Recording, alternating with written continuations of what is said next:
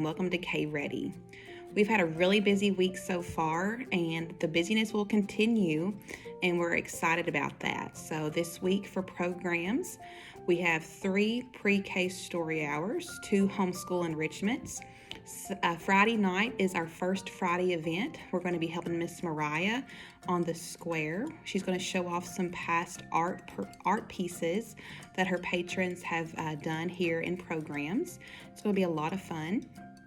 We're also going to have a big mural type canvas that we're going to allow the public to come up and place their thumbprint or their fingerprint on to make a permanent fixture here in the library. We can't wait to see everybody participate for that. Saturday is Derby Day, so we hope that you have fun watching the Derby if you're able to watch it from home. Maybe a few of you have got plans on going up to Louisville and seeing the horse race. Sunday is Mother's Day, and that's what we're going to be talking about today. M is for mother, or mama, or mommy, whatever you want to call that really special lady in your life. I am blessed to be able to be a mom of 2 boys. I have Silas, he just turned 1 year old, and my stepson is Caden, and he is 11. I love my boys so much, and we're just thankful to be able to be their mommy. It's a really big deal to be a mommy, because mommies do lots of things, and a lot of times us mommies, we're pretty tired, aren't we? But we would not trade it for anything. So in your craft bag this week, you're going to be getting a lot of supplies that are going to help you make our mommy something special. If you would like, you can send me a picture of your child's face, and I can cut that out for you, and you can pick that up at a later date if you want to. But I'll show you what it looks like before the pictures are added, and this will be the final product. So we want to highlight the story, Are You My Mother? We've read this in the past. It's a wonderful story about a little bird trying to find his mommy, and he finds lots of other animals along the way that could be his mommy, but he finds out that they're not. He even comes to some machinery, and he wonders if they're his mommy, because he was hatched and nobody was around, and he really didn't know who his mommy was. But once he met her, he knew that was his mother. And we love this book by P.D. Eastman. It is part of our 100 books to read before kindergarten. We have several copies of this available. I would highly recommend you reading this to your child. It's a wonderful book. Are You My Mother? All right, let's get started on our craft. So in your bag, you're going to have a poem bookmark. That's just a gift that the kids can give to their mommies. It reads, I'm your little flower, Mom. Please help me grow and bloom. Take the weeds, but leave the roots, and give me lots of room. Mom, you are my gardener, my sunshine and my rain. Too much will make me wither. Without, though, I'll bloom again. And then it says, I'm your little flower, Mom. I'm different from the rest. Don't pick me, Mom. Just help me grow to do my very best. So a sweet little bookmark. Encourage your child to write his or her name on the back, and that way you always have a really special bookmark to keep with the books that you're reading. You will need probably scissors and glue from home, but in your bag you're going to be getting simple shapes. You'll be getting a green rectangle, 2 yellow circles, and then you're going to be getting a bunch of these, what I'm calling petals, because they're essentially going to be the petals that we make our flower of. You should have 18 of these little petals in your bag. Now, you don't have to use all 18. You can use as few or as many as you like, and that will be perfectly great. So encourage your kids to see if they can count to the number 18. Let's see how many petals Miss Amanda has. 1, 2, 3, 4, count with me, 5, 6, 7, 8, 9, 10. There's 10.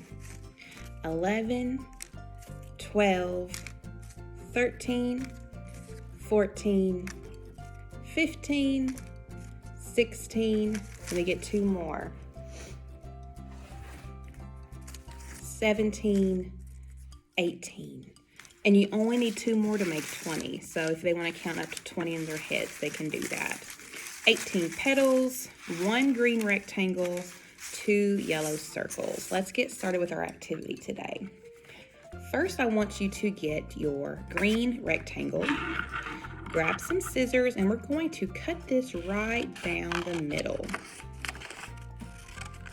Just like that. And there is now 2 green rectangles. You also have 2 yellow circles, and these 2 yellow circles we're going to make as the middle of our flower. The first thing you want to do is get your green rectangle. We're going to add a little bit of glue to the center of your yellow circle. So glue that down. Just a little will do.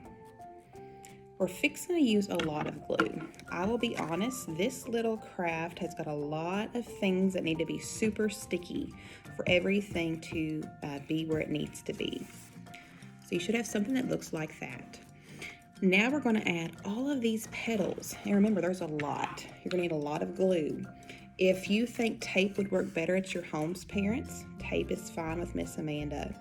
But what you're going to do is get your petals, and you have a little staple side, and you have this rounded side.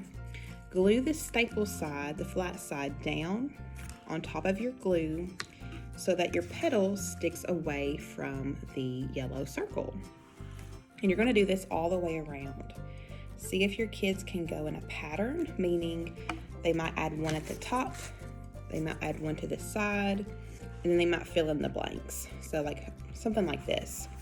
They might decide to make their petals look something like this at first. And that's okay as long as they continue to fill in the sides. They can go in a straight line. They can go opposite sides to opposite sides and filling in the gaps. Whatever works for you all is great.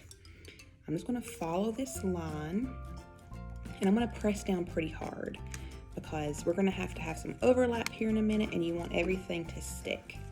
You will have another circle that we're going to add to this later that should keep everything in pretty good place. So stick these on a little at a time, adding more glue as you need to. And when I get finished with this part, we'll come back and show you what we will do next.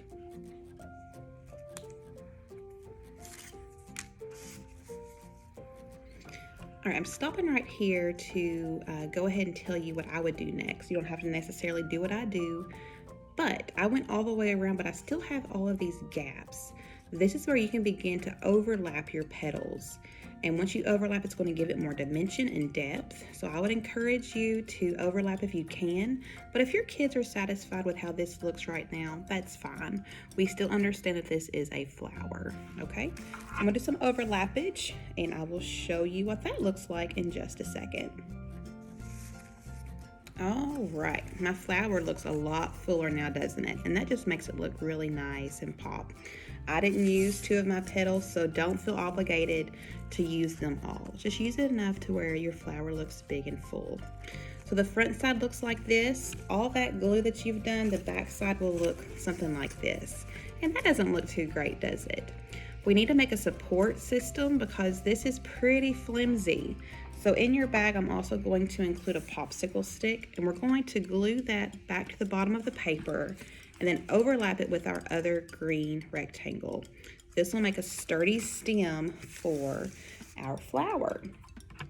If you wanted to just use a popsicle stick and not have the rectangles, that's an option too, but you would need to make sure to color your popsicle stick green or a nice stemmy color.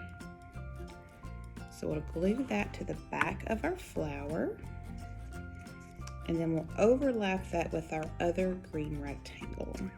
So right now we have something that looks like this on the back, like that. And now let's overlap that with our other green rectangle. Tape would probably work better at this point. This is what I have handy. So you do what makes your craft work for you best. There's no right or wrong way to do something. There's always more than one way to do an activity. I'm want to just slide that over, making sure the popsicle stick is secure. Making sure the edges of those rectangles are meeting pretty clearly and solidly so that it will stick well. And now it stands up pretty good and tall by itself. All right, we still have this that looks like that on the back. Let's fix that by adding our other yellow circle to the middle of the back of the flower. This is the center of our flower. It's where all the pollen is. It's where things get germinated so that other flowers can be planted or sown. The bees and our other pollinators will go from flower to flower, picking up pollen from one flower and sending it to the next, and that helps make flowers grow and spread. So the back now looks something like this. So now essentially all you would have to do is get a nice picture of your kiddos. And I have mine here. There's Mr. Silas. There's Mr. Caden. And that makes a really sweet little Mother's Day gift that we could plant in a little bowl somewhere, a little vase. Pair it with your bookmark, because our children are little flowers to us, aren't they? And it is our jobs to help them grow. I hope you've enjoyed this activity and this program. Make sure to swing by the library and let me print off a picture of your kid for you. I would love to do that. We have a lot of things going on this week with our First Friday event. And at home, I hope you celebrate Derby Day this Saturday, as well as Mother's Day on Sunday. All right, thanks for stopping by. We'll see you next week for another edition of K Ready. Goodbye.